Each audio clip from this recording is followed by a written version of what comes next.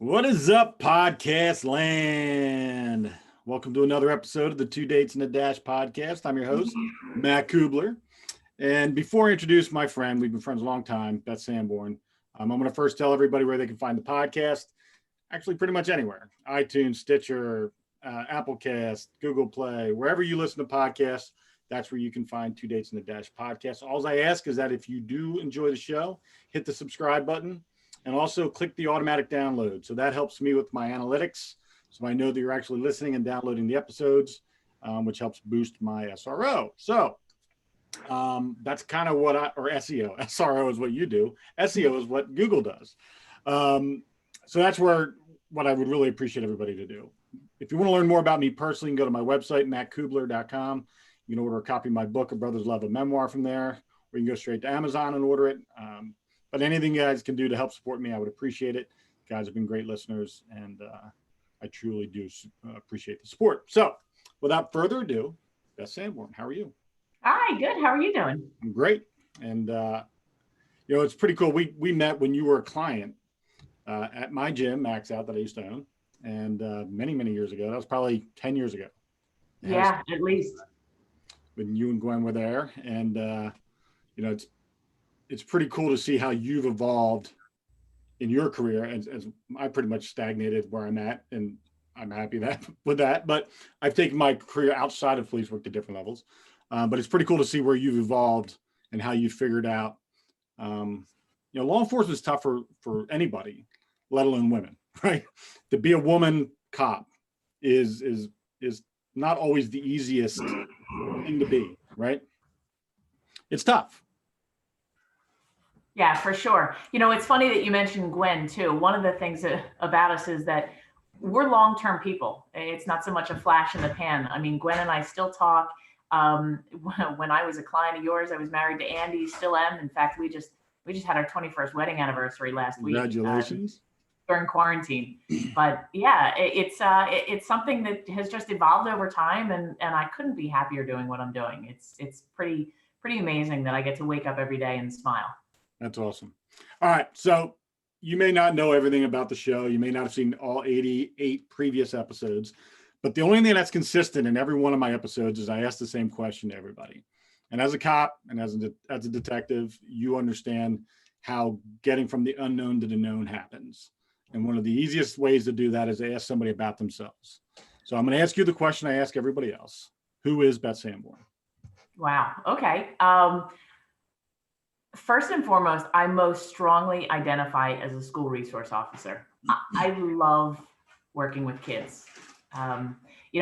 Professionally speaking, I got into police work in 1997 because I wanted to help people. And I know it sounds cheesy and it's hokey and it's that rainbows and sunshine mentality, but I think many of us felt the same way.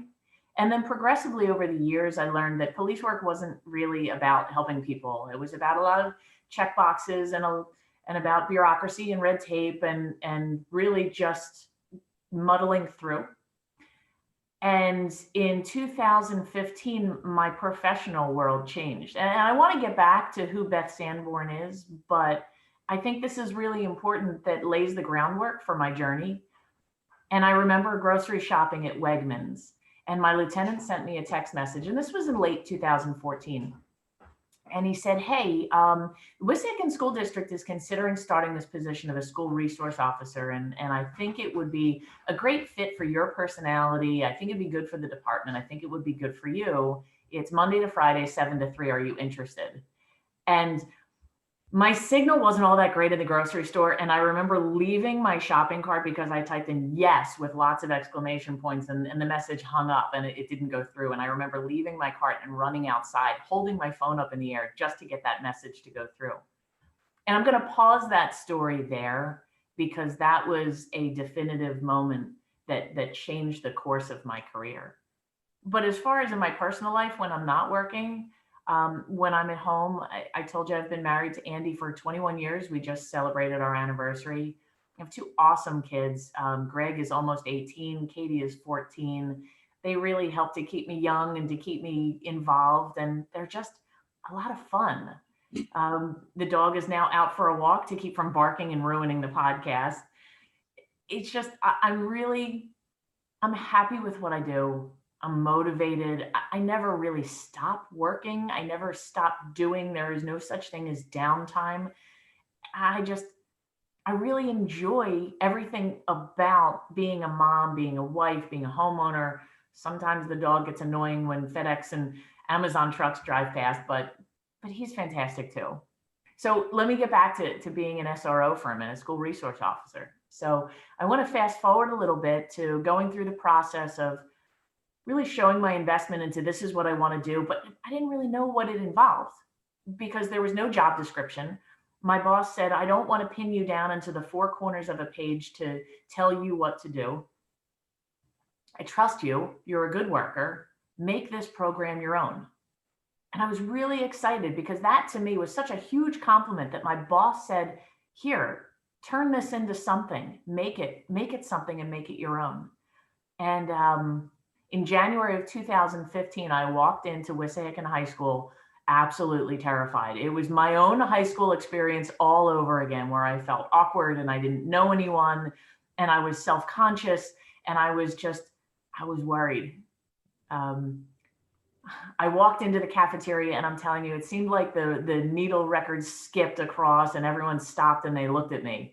And I just, it's one of those, like you check your nose, you check your zipper and you fiddle with your hands because you don't know what to do. And they just kind of looked at me and I'm like, okay, I need to get out of here before I trip and fall and do something dumb. I remember walking through the halls of Wissahickon High School and there were two girls that walked towards me. And now, mind you, this is a suburban, affluent, well-to-do community. I couldn't be luckier to live and to work in such an area. It's just tremendous. And these girls with their black tights and their Uggs on, and yeah, I joke stereotypically carrying a Starbucks drink, and I don't think they were. But as I walked towards them in the hallway, they put their hands up and they said, "Hands up, don't shoot." And I remember thinking, like, it hit me so hard. It was like a punch to the stomach. And it hurt me in my heart. And I thought, man, like, I'm here to help. I'm here to be a positive role model and to be a good influence and to build relationships and to smile and be a cheerleader for kids. And their first reaction was to look at me and say, "Hands up, don't shoot." And I remember it took some of the wind out of my sails, but I used it as an opportunity. And I was like, girls, I'm new here. I'm going to be part of the school too, but I don't know how to get to J Hall. Can you help me with that? And I knew how to get to J Hall. But they were walking the halls. I was walking the halls. So let's make this an opportunity. And Matt, I'm telling you, to this day, if I saw those girls again, I wouldn't recognize who they were because I was new. I didn't know their names. I didn't know who they were. But that to me was a defining moment of how I was going to start my career as a school resource officer and take every opportunity to be able to get to talk to kids and get to know them and get to find out what makes them tick and what their passion is. Because if I, as a responsible adult, can help them reach their version of success, then it's a win for everyone. It's a win for me, for them, for community, for society, for their family, for their friends. If I can help raise people up and then they can help others raise up as well, why wouldn't we want this? It's so rewarding. And taking on that position of school resource officer was really, it reinvigorated my career and it filled my spirit again. And working with kids allows me that with every kid I work with and with every family I work with, I get to make a difference. I get to help. And all of a sudden, it brings me right back to 1997 when I started in police work. And I'm like, I want to do good. I want to do right. And I want to do better. I think, well, first of all, I was just mesmerized by your whole story there. I was caught up in it, but I've been mentoring kids for 30 years. And one of my passions is mentoring kids. And I do it on a one-on-one basis, maybe a small group, but you were given a gift of 1,000 kids, we'll say. I don't know how many are in high school, 800 kids, 900 kids. You have access to the largest audience possible with the largest pool of potential impacts. And for me, that's a gift that, when the SRO position, which I was never an SRO and we don't have a school to have an SRO for, but I was a DARE instructor when DARE first came out. And I think it was like 95 is when I went to DARE school. And I really, while I didn't I didn't really, the program was kind of hokey and kind of a little bit weird for me to be teaching, but I did it well. And I really connected with the fifth graders that I was teaching for the 2 years I taught it. So I had that opportunity to really have that positive impact on kids that are still moldable. Let me ask you this question. Do you only deal with the high school, or do you go down into the lower level grades? So here's the funny thing. When I first assumed this position, we just naturally assumed, I'll say we, being the police department, the school district, the invested stakeholders, originally thought that high school, that's the place to be. Big kids, big problems, right? Right. So when I first started, I have an office in the high school, and I want to get back to that because I think that's a really important piece that I want to touch on. My office is in the high school, and I, for the most part, spent almost all of my time there. And I would bounce across the street to the middle school, and I would occasionally visit the elementary school for fun things or for fire drills or other policey related responsibilities. And then I started to learn. A little bit.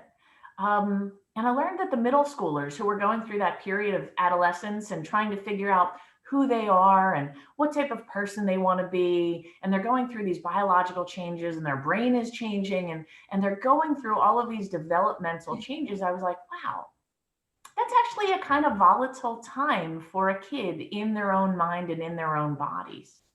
So dealing with middle school kids was way different than dealing with high school kids. And then now let's fast forward to pandemic times. And during the beginning of this school year, in my school district, the elementary came back in person. So it only made sense that during this school year, I got to spend my time at the elementary school exclusively. Well, dealing with elementary schools is way different than middle school kids, which is way different than high school kids. And now in an elementary school, I found myself being much more proactive. I found myself visiting classrooms, getting in and helping to teach lessons, getting to talk about who community helpers are, about being a good person, about smiles being contagious, and about having a good heart and having a good mind and operating with a clean conscience. I use different words when I'm dealing with elementary school kids, but being able to build those relationships at the elementary level is going to carry through to when they get to see me at the middle school level, to when they get to see me at the high school level. So I mentioned about at the elementary level, I was much more proactive. At the high school level, I find that I was much more reactive. What I find is that high school kids come and seek me out. I've built those relationships. They see me as a trusted, as a role model, as someone who's going to cheer for them. I tell them, this smile reaches my eyes. It's real, it's genuine, and I'm here to help support you. And the students vouch for me with their friends. And their friends come to see me when they have concerns and when they have problems. And it's so meaningful to me, so that at the high school, they seek me out. And when there's a student in a classroom and he freaks out and is going to flip over a desk and tell a teacher to go, bleep, I find that oftentimes they'll storm out of that classroom and they'll come to me. I don't have to seek them out, but that doesn't happen on day one. That happens over building relationships over time and establishing that trust. So what I wanted to tell you about my office is that it looks absolutely nothing like a police substation or like a police department. My office looks more like a spa and a greenhouse. I must have 20 office plants. There's crystals everywhere. There's music playing. There's soft furniture. There's trinkets. There's the best fidgets that money can buy. Because I want students to know that if they need to decompress, if they need to just calm down for a few minutes, if they need to get it out, if they need to flip out, scream, curse, yell, punch things, kick things, knock stuff over, come to me and do it with me. I just tell them, I'm like, if you flip my table over, you're going to have to help me clean up all the potted plants that are on the floor. But it works. I have a ton of candy in my office. I have a ton of food in my office.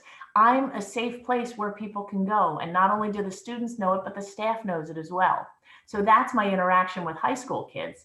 And again, it's such a fulfilling experience to know that they know that they can come to me. Let me ask you this: with, in today's world, we're in 2020. What else can you say, right? It's 2020. There's no descriptor word that gives it justice. How crappy this year has been just for our world. But locally, specifically, we live kind of in a state where there's a lot of restrictions, a lot of you can't do this, even though it doesn't make any sense to many people. How have you, with COVID, been able to, well, number one, have you received a lot of concerns from kids just about what's going on in the world? And what are your thoughts on it? Like, have they sought out your advice and your understanding of what's happening in the world because they do trust you? And has that happened? And B, how have you been able to continue to stay as involved as I know your inner drive is, you want to be as involved as possible? How has the restrictive nature of our area prohibited you, or how did you overcome those prohibitions to be able to still be involved? So it's a constant struggle, no doubt about it. And as much as I want to be involved, listen, I'm currently in quarantine. Can't leave the house. My husband tested positive, for anyone who's listening and who's concerned. It's difficult. And here I am as a 45-year-old woman with good coping skills, but I still have two teenagers at home who miss their friends, who miss school. Yeah, it's difficult. And every day is different from the day before. So one of the things that I have done as part of my program to put myself out there and make myself vulnerable is my students all have access to my cell phone number. It's posted on my door. I announce it at assemblies at the beginning of the year, and they know that they can call or text me any time of the day or night. And I tell them, if you call or text me at 3:00 in the morning, I'm going to answer the phone. I'm going to be confused, and I'm going to have that Elmer Fudd just waking up voice, but I'm going to answer, and I'm going to talk to you through it. A perfect example was just last week, 11:00 at night. The lights were out already, and I got a text message, and it was a student just checking in, just worried, asking about how I'm doing. How am I adjusting with COVID? How excited they were to get back to school and to see people again. And it was disappointing because it's not like it was last year, but that we just had to adjust. So trying to maintain that communication with students.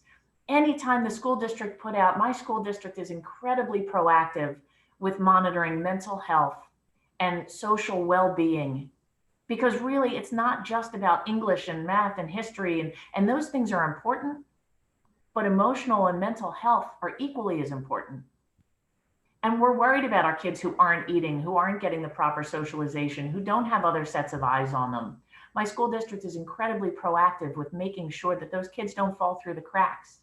And I'm a part of that team. That collaboration between the police and the school district is so strong, and it makes for such a successful program that we know that we can team up and we can make sure our kids are safe. The best part about being at the elementary school this year is that I'm getting to meet an entirely new demographic of parents who, by the way, came to school on the first day and wanted to know if everything was okay because there was a police car out front. I said, well, it's nice to meet you. I'm Officer Beth. I've been with the school district now, assigned to the school district now for 5 years. I said, I've spent most of my time working with the bigger kids, but now's my opportunity to work with the smaller kids.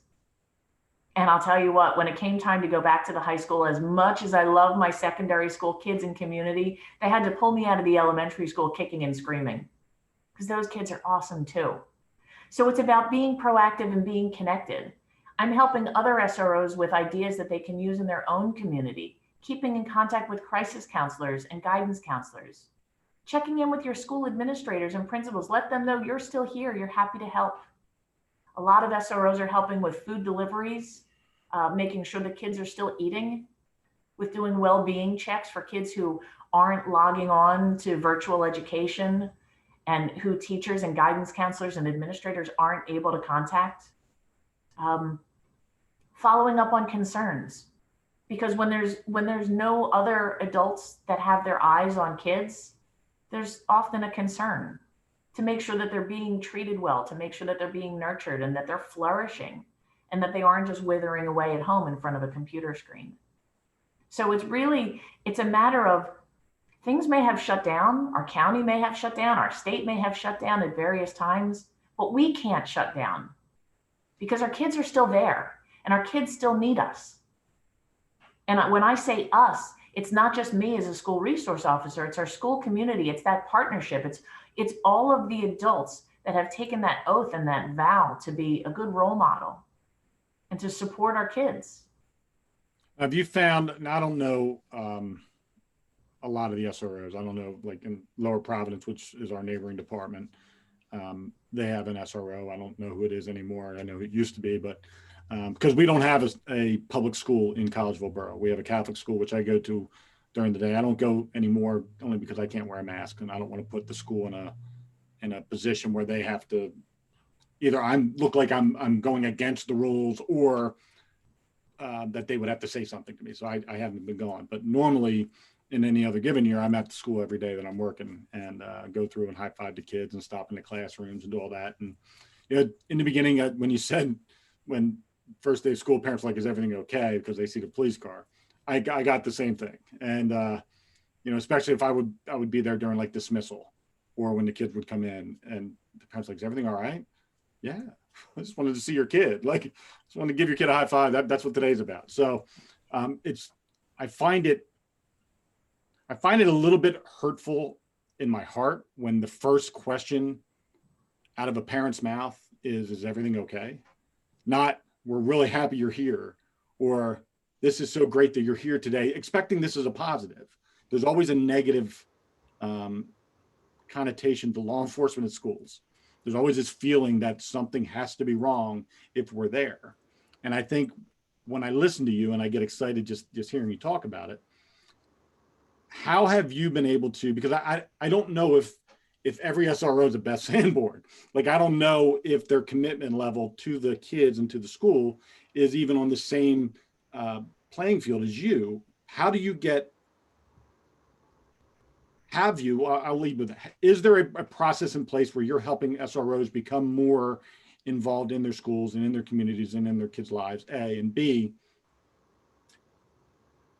have you seen that more often than not, you're seeing more SROs similar to a Beth Sanborn versus a cop in a school? Do you understand that the image of a cop in a school? Okay. You threw out like 4 or 5 different things that I would love to touch on, and I'm going to hope that I get to every single one of them. I'll make sure you do. Okay. First and foremost, that whole, is everything okay? So earlier this school year, I'm at the elementary school. I told you this is a new environment for me. And typically at dismissal, and I know the teachers would giggle, they might even roll their eyes at this. Sometimes I cause a little bit of chaos at dismissal because it's a fun time for kids. They're out, they're amongst with their peers. It's been a beautiful beginning to the school year weather-wise. So at dismissal, when we would come outside and wait for car line, I would play games with the kids. One of the games we would play is Duck, Duck, Goose. Remember that? You all sit in a circle and you walk around and someone's the ducker. And then of course we all start running around and I would usually get caught because I'm slow and because I'm old. So I would have to sit in the pot. And it was fun for the parents to get to see their kids interacting with me in this way. And when the kids would go to their cars, they would turn around and they would wave to me and they would say, bye, Officer Bath. And I would call them by their names because knowing someone's name is really important. It shows that they have value. And I would be able to call them out by name and say, see you tomorrow, have a great day. And I would make some kind of silly, have a wonderful Wednesday, have a terrific Thursday, have a fantastic Friday. And that would go on. And it didn't take very long for parents and grandparents and other people coming through to the school to realize, oh, this is normal. And oh, this is actually kind of fun to watch. So at dismissal one afternoon, my little group of kids had all been picked up. So I was still just standing outside, just watching, just being a present figure. And I guess I didn't really know what to do with my hands. So they were kind of up in my vest, up on my shoulders, just keeping my hands warm, just as a place to keep them. And I was standing in the middle of a sidewalk and a father walked towards me, or I should say a male walked towards me. And I said, hi. And I had my mask on, but you can usually see that I'm smiling. And he said, "Are you going to stop me from going towards the school?" And I said, "No, why?" And he said, "Oh, I just thought you were going to stop me." I said, "No, go pick up whatever you need to pick up and have a wonderful day."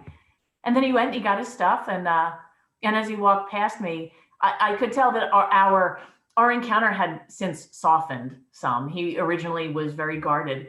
And he joked around and he said, as he was walking past me, he said, "Officer, am I free to leave?" I said, "Hey, you want something good?" I said, "Why don't you run and I'll chase you and tackle you and we can do it in front of all the kids." And he laughed and I laughed and I thought, thank goodness he realized that I was kidding and that it wasn't really going to happen. But it's all about those opportunities to interact. So that was that story. Are there Beth Sanborns out there? Absolutely. There's a ton of Beth Sanborns out there. I am nothing special. And what I mean by that is not to sell myself short, but you see all the fun Facebook videos where there's a school resource officer dancing or doing something silly to build a relationship with the kid. And often I want to comment on them that says, absolutely, I would do that in a heartbeat. But the more I think about it, what I want to comment is to say, I don't know a school resource officer that wouldn't do that. School resource officers need to be specially chosen and specifically trained because it's not for every cop. You know those stories that everybody tells about the cop that pulled them over and was demeaning and was belittling and was short and was curt? Everybody's got one of those stories. Now, mind you, that's just a single snippet in time. That's just a single interaction. But if that's the perception of that cop, is that the cop that we want as the face of our department in a school district dealing with our most precious asset, our kids? No, we want the cop who's not afraid to let kids color their hair, who isn't afraid to dance with them, who isn't afraid to grab a tray full of food and sit down at a lunchroom table in the middle of a cafeteria. That's a school resource officer. When they're specially chosen for that position and when they're invested, you're going to have a successful relationship. It's a partnership that's out there. And yes, there's a ton of Beth Sanborns out there. I would venture to guess that our numbers are at 15, 20,000 across the country. There's a ton of us. So there was that piece of it. And how do I ensure that that happens? I'm invested in what I do. I sit on the board of PASRO, the Pennsylvania Association of School Resource Officers, and I'm an instructor for NASRO, the National Association of School Resource Officers. And those organizations fill me with such pride that I am blessed and honored to be able to represent school resource officers and say, hey, we've got to do the right thing. This is why we got into police work. We want to help people. There's no better way than to help people than to walk around with a smile, to be an advocate, to say, well done. Look at it as a challenge to get to learn your kids' names and their passion and what sparks their interests and who their friends are and who they're dating and who they used to date, who they're no longer dating, and what teams they're trying out for, and what makes them nervous, and what makes them love, and what makes them happy. That's the intelligence information that we need to gather. I think a lot of things are going through my head right now. I'm a little jealous of you because I kind of wish that, you know, I'm 27 and a half years into my career and I have joys in my life. And I do still kind of like being a cop sometimes. The beautiful part about what you're doing and what SROs do in general, and nobody really likes cops right now, right? We're not the most popular profession. We haven't been for, I'd say, the last 6 years. It's really taken a sharp downturn. And that's affecting many aspects of people's lives. That overall belief system that cops are bad or cops are whatever, the negative event that's occurred that we get lumped into as a group, as a whole, off of one person's actions or assumed actions, where you get the benefit of changing that we don't as street cops, because we're not necessarily, 9% of our job isn't getting to know the people that live in our town in a non-confrontational or non-high stress world. you have the luxury of having unfettered access to the lives of kids in their most safest place when they're in school and when they feel safe and they feel as if the people that are there are trying to help them. And the greatest thing that I've figured out as a mentor to kids is that the things that I've taught them, the things that I've showed them and I've inspired them to become is actually who they end up becoming. Like that's who they are. They're good, hardworking, accountable, responsible, God-fearing, decent people who are going out and producing for the world and not just consuming. You have a chance to do that for kids at every level. And I think the change of the overall shift in the paradigm of cop bad is going to end at some point in time, because the people that are having experiences like you with you, who are identifying police as somebody who they can trust, they now will take that into the world. And even though if there may be an incident where they get pulled over and the cop's not a nice guy at that moment, they're not going to hold the entire profession accountable for that one moment interaction, because they have 4 years or 8 years or 12 years with a Beth Sanborn. So the best part about it is that I have the luxury of time with these kids. Yeah.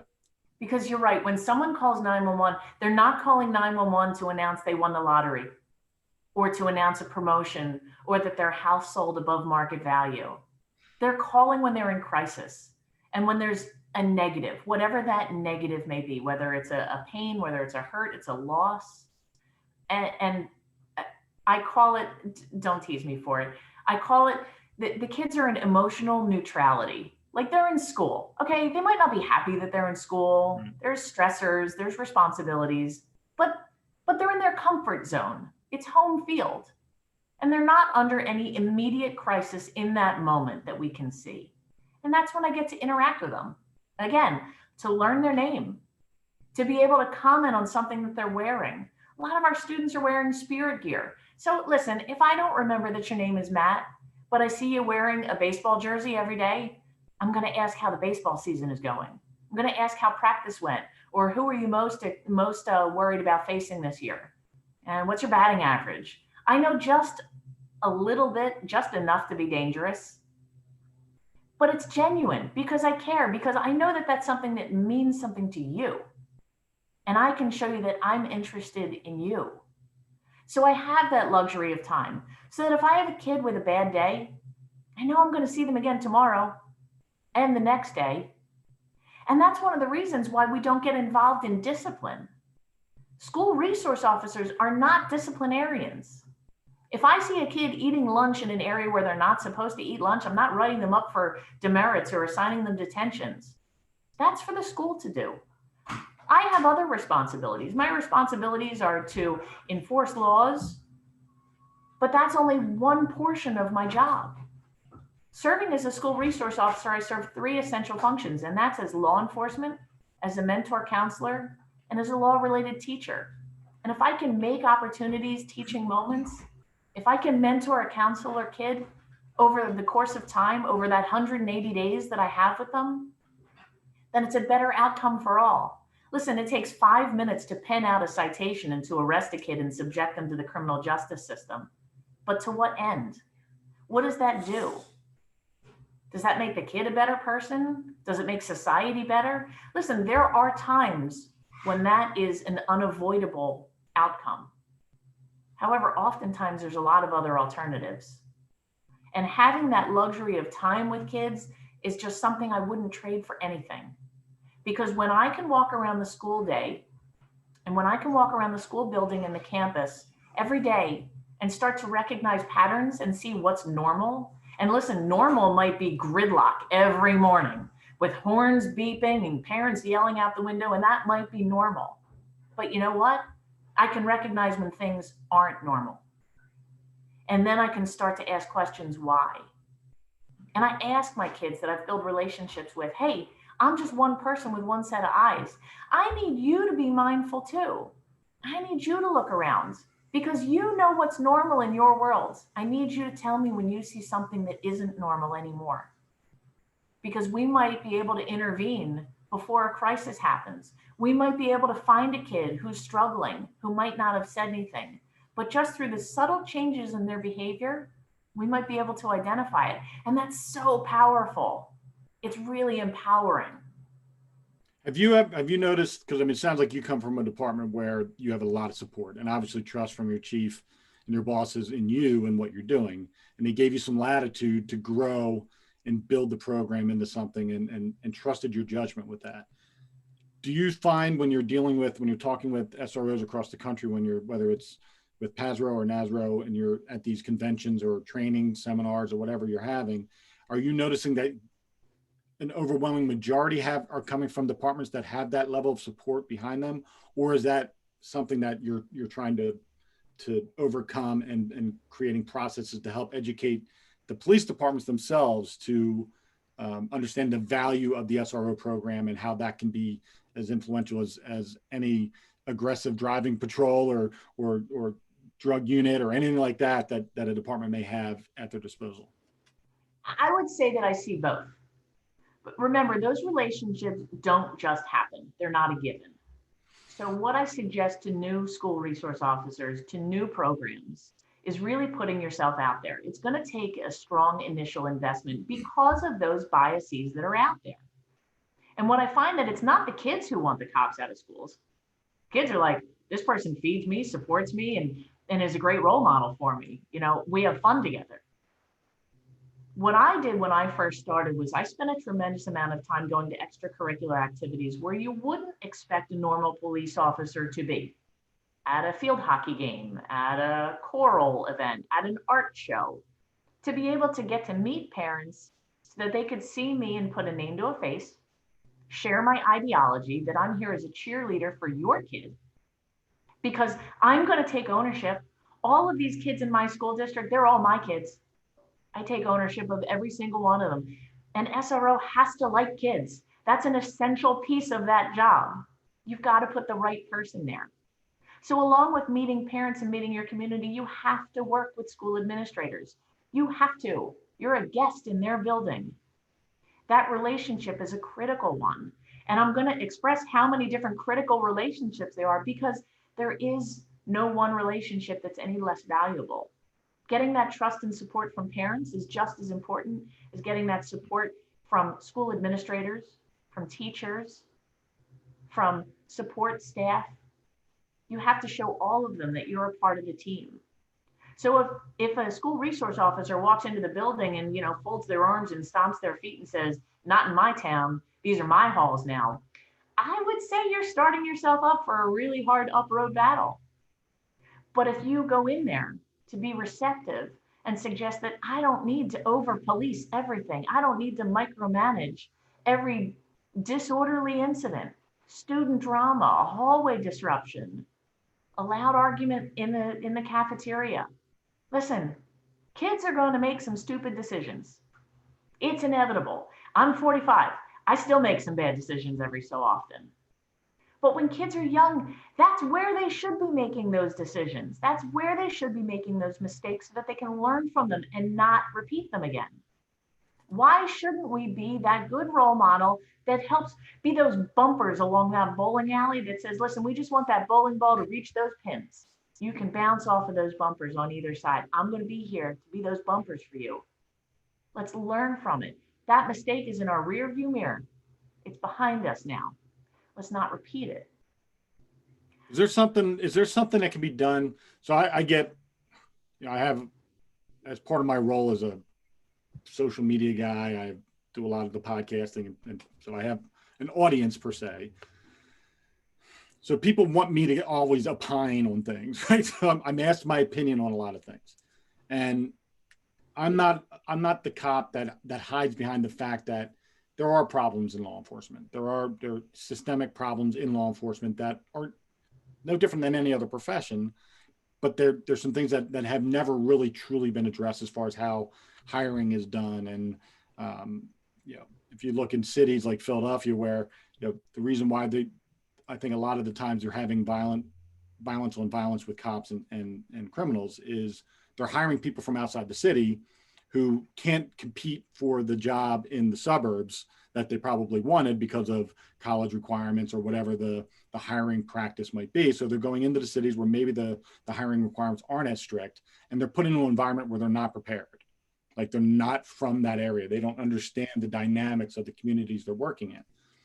I think the same can be said in just about any job within law enforcement. You have guys that are already in the job, and we all know that not every cop is a great cop in all aspects of copping, right? It's some guys have strengths than others, and small departments don't really have the luxury of allocating people to certain things. Everybody's a jack of all trades, but in the larger departments and the departments that have detective divisions or traffic divisions or whatever the case might be, they have the chance to niche people in their strengths.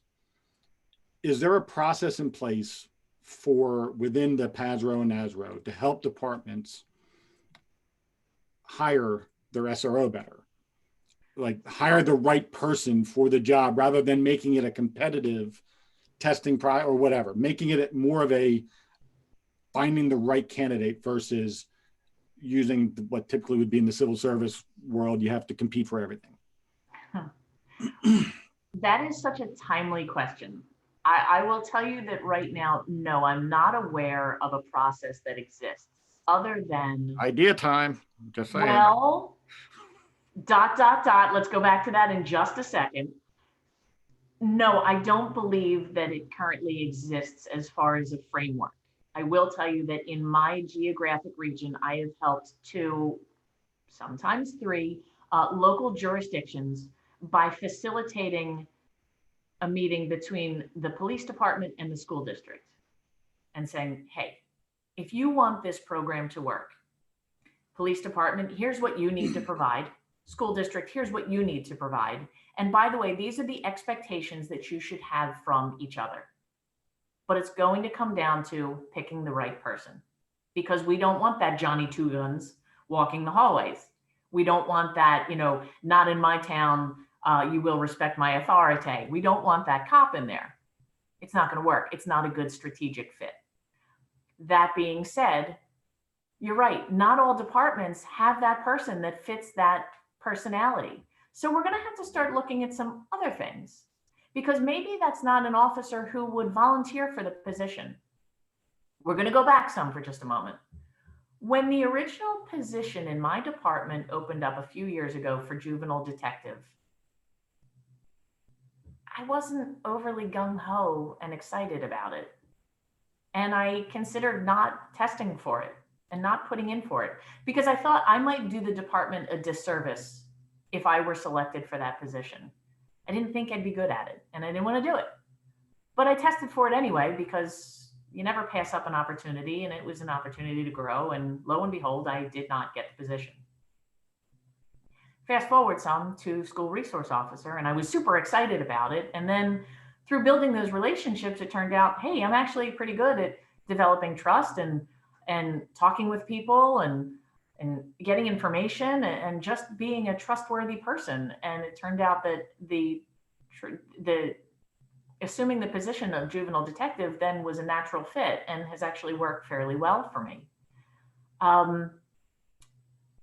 I don't know if I mentioned it, but a few years ago, I went back to school again because I wanted to better myself. And in 2019, I wound up earning my doctorate. So I'm now. Congratulations. Thanks. I'm Detective Dr. Beth Sanborn. Kind of cool. But my research was on Pennsylvania school resource officers. And I looked at how we mentor and counsel and how we intervene in misbehaviors and crimes. That being said, I was thrilled to death with what I was seeing across the state. And with this whole current movement of defunding the police and pulling police from schools, I embarked in a national survey. So what I did was I took my dissertation, which focused strictly on Pennsylvania, and took it nationwide. And I have a tremendous team that I'm working with Audubon management consultants and Westchester University. And it's a great, solid group. And when we finished sending out this survey, and we had a tremendous response rate, I mean, just amazing. You want to talk, have you ever been to the mall and like you want to take a survey and you just walk right past because you're like, no, I'm not interested. Leave me alone. Stop talking to me. Stranger danger. And you're like, I don't even want to invest the 5 minutes it's going to take to try your new candy and earn $3. This was every bit of a solid 15-minute survey. 15 minutes. Think of that. That's a long commitment. It's 15 minutes of thinking about how you would respond to an incident.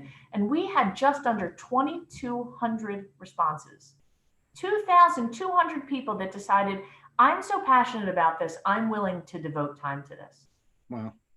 And one of the recommendations that we came up with was really looking at who should be in the SRO position. One of our recommendations is going to be to examine the hiring practices for SRO and to look at what are some of the factors that make a successful school resource officer. Is it based on gender?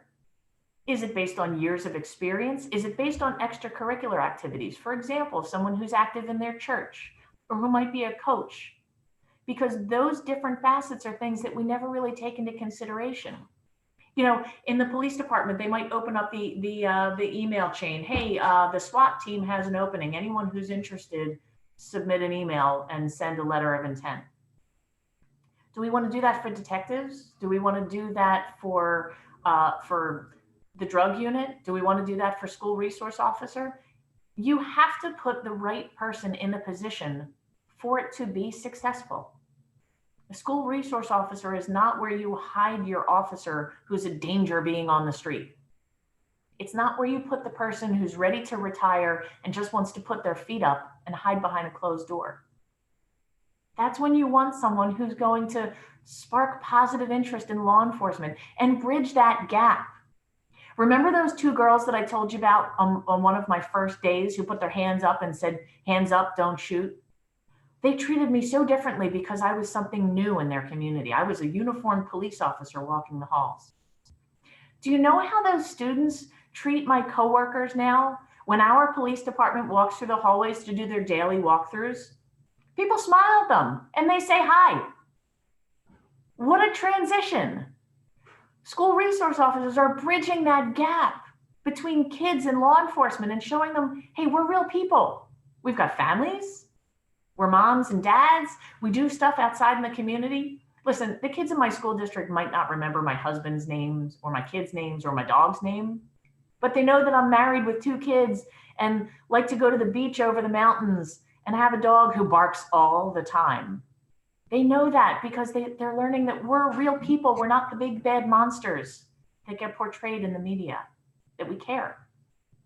Let me ask you this. So human behavior is like my passion, like understanding what makes people tick and personality profiling and all that stuff. So I've been hired as a consultant for companies to help them figure out why they're not productive and figuring out why their sales are low or whatever the type of business they have. And one of the things I've learned is that personality profiling helps businesses perform better. If you're actually, say, somebody who is more data driven, more minutia driven, but you have them in a sales position, they're not going to get out of their own way. They're not going to be able to go out and do the things that you want them to do in the sales force because they're just not driven internally towards that. They're more maybe HR or, accounting or whatever.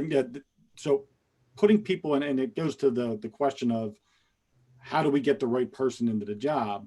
Is there a potential of looking at potential candidates within any department who is going to be placing somebody in a school district as an SRO, finding out whether or not they have the personality? Because I think ultimately your ability to how you communicate and how you receive communications is largely based on your personality and the type of person that you're wired without change. That's naturally who's in you. You can have variations, minor variations within those, but for the most part, you are who you are. And over time, you may have a slight increase in your extrovertedness over your dominant personality or your more compliant side or your more like steadfast type personality. But all in all, you're going to be pretty much the same from the day that you start developing personality traits to the day you die. Is there a way to utilize, and I don't know whether or not police contracts will even allow that to happen, but finding out if somebody fits a profile for that role? Well, send me your resume and your contact information, and I'll start to promote you. Yeah, listen, I'm in a very small department. Well, I mean, technically, I guess by definition, we're probably a mid-sized department at 18. We know each other's personalities. Right. We're an older department. We know everyone. We know our spouses' names and our kids' names. But I would imagine in an organization like Philadelphia, who has thousands and thousands of officers, learning those personalities is going to be difficult. However, you have to trust in your people, which means that it's not always having the answer, but it's knowing where to find the answer. So if you as a chief are looking to put someone into a position, but you don't know who's the best fit for it, you might have to start asking around, asking other subordinates, asking other peers, or just kind of floating an interest out there. Because you're right, you want the best person to be a dental assistant if they have an interest in it. If someone's squeamish about teeth, I'm not going to recommend that they go to dental school. Right. If someone has zero artistic ability, I'm not going to recommend that they paint a portrait of me. It doesn't matter what the position is. It's finding that strategic fit. I can't host a podcast. You could. I don't know about the sport. I don't know about the sports jerseys that you have hanging in the background. I know some, but not enough. So you don't want me as a sportscaster or as a host. It's finding that proper fit. And really what that comes down to is talking to people. It's about building relationships, because if I know nothing about you or what your passion is, then I don't know where you're going to be best suited. And me, if I'm a leader, if I'm a boss, I want to know as much about my people as I possibly can to figure out what makes them tick. Because if you have a particular phobia, I'm not going to put you in a role that has you addressing that particular phobia. If you have an implicit bias, I don't want to subject you to an environment where you're constantly faced with your bias. I might want to try to correct these things. I might want to try to revert them, but I'm not going to forcibly subject you to them, because that all that does is create an adversarial relationship. It creates a potential negative. And really what we're all for is we're all part of our own societies, regardless of whether we live where we work or work where we eat or eat where we play. Don't we want to have that successful relationship? I mean, I'm not suggesting we all sit in a circle, hold hands and sing Kumbaya, but don't we all want to have a crime-free environment? Don't we all want to walk around, be able to smile and shop and eat and not have to look over our shoulders and look over our backs? I would think that we all want successful businesses and successful communities and successful kids, because they're going to be running the world. I think that's a great place to sort of segue towards the closing of this, because I think you really did a great job of, number one, the whole show, really defining what it is the SRO position is. Because I would venture to bet whoever's listening to this podcast, when we first started the show, we're probably like, what the hell are they talking about? But now I think we truly, with the defund police and all that other stuff that's happening, that we can truly see the value in how our kids,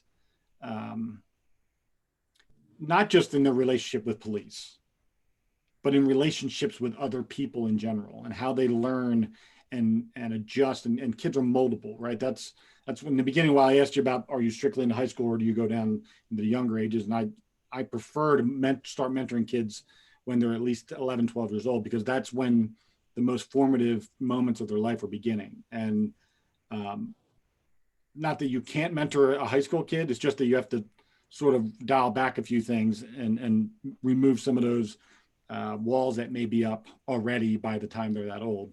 But I love how throughout the show we shared how valuable or invaluable that the position of an SRO and somebody who truly is passionate about what they do can impact and benefit a kid's life, no matter what background that kid is from.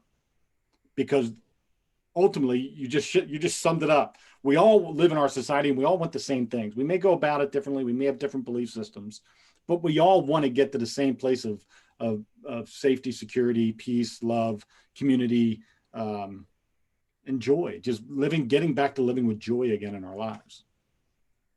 I think, first of all, you did a phenomenal job on the show. I don't even know why I was even here, but I think the value that I want people to get from this is that cops do multiple different functions.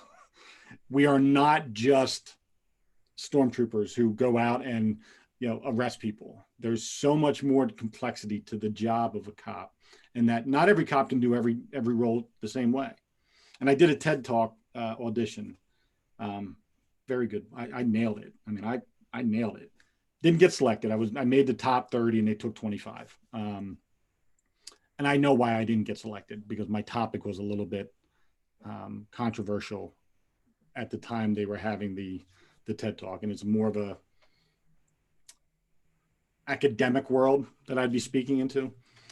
So my talk was on, the theme of the TED was chaos. And my talk was about what goes through a cop's mind when they're presented with a situation where they have to take somebody's life, and how chaos is the same in every human being. We all have the fight or flight. We all have this burning desire to not be afraid, but we are. And we're in a profession where we have to handle the stuff that we're afraid of. We don't have the luxury of saying, not today, not doing it, and letting it go to somebody else and walking away from a call. So what I think people don't understand is that when somebody dials 911, you don't know whether or not you're getting a guy or a girl that just started the job. They have 18 months of experience between the academy and riding along with somebody. And the minute they're on their own, they have to be perfect. They don't have the luxury of not being perfect, because the person that called 911 has an expectation of what they want to happen on that, at the end result of that interaction. And that in the microcosm of being a police officer is what everybody believes is a cop, that we're the ones that answer 911 calls and that's all we do is go and handle your problems. When in reality, there's juvenile detectives, there's sex crimes investigators, there's SROs, there's SWAT, there's undercover, there's community policing. There's so many different things that a cop does on a daily basis. And the smaller the department, the more of those things you have to do individually. In the larger departments, you can pick and choose who you want in certain areas. And I think the beautiful part about what you do and what an SRO does in the collective of law enforcement is you actually get to physically, positively change and impact a child's life on a daily basis for 180 days a year without having bureaucracies within the department sort of mess that up. Isn't that amazing? I think it's amazing. It is, because it's counter to what law enforcement police departments are. Like, you get to go out to a place where you're not physically at the police department. So you get to go into a different environment and do what you do best without having all of that determine your outcome. And I think to remove that from our lives, from the lives of our children, would be not only reckless, but generationally detrimental. And as somebody who loves working with kids and understands the value of mentorship, I had a mentor growing up who was a cop, was the chief of police in Pottstown. And I recognized the value, that relationship I had with him when I was in high school, and how that propelled me forward into my life to do the things that I've accomplished. And you have the ability to do that, whether it's directly and you know that you had that impact with that person or not. You know that you have the opportunity, and that person may not go, we're best friends, now you're my mentor and we connect, but that person will remember their interactions with you over the course of their school career. And things that you have said, done, showed them will last within them and maybe come back in a moment of crisis that will help them down the road solve that problem or get through that problem. I sure hope so. The one message that I express to all of the kids at the end of the day, on weekends, is to make smart choices. And that's at the high school level. At the elementary level, I'm telling my kids to be kind, to smile, to just share something positive. Be good people. It's not hard. It's really, I mean, the formula is not hard. It's the external forces that cause us to go astray. But I think the more supportive people that there are in our lives that actually take a functional role in our development. And it's not, my son, he's in the other room in his virtual school, in his classroom, his bedroom. Sometimes I get angry at him because he doesn't remember anything. Like, he's a great kid, doesn't get in trouble. He's going in the military. He's going to go ROTC in college. Good heart, helps people always. but I don't know if he recognizes people in his life as impactful yet at 18 years old. Like, I'm like, what's your teacher's name? I have no idea. I'm like, dude, you're 7 months into school. Like, how do you not know? Like, what do you know about anybody? Like, he doesn't, it doesn't resonate with him sometimes. And I think if there were somebody that, like you, that made an outward attempt to connect with him, that would be something that would resonate. And I think there's not enough people in positions of authority and impact that are doing the reaching out and connecting with kids. They're just assuming that their presence alone is enough.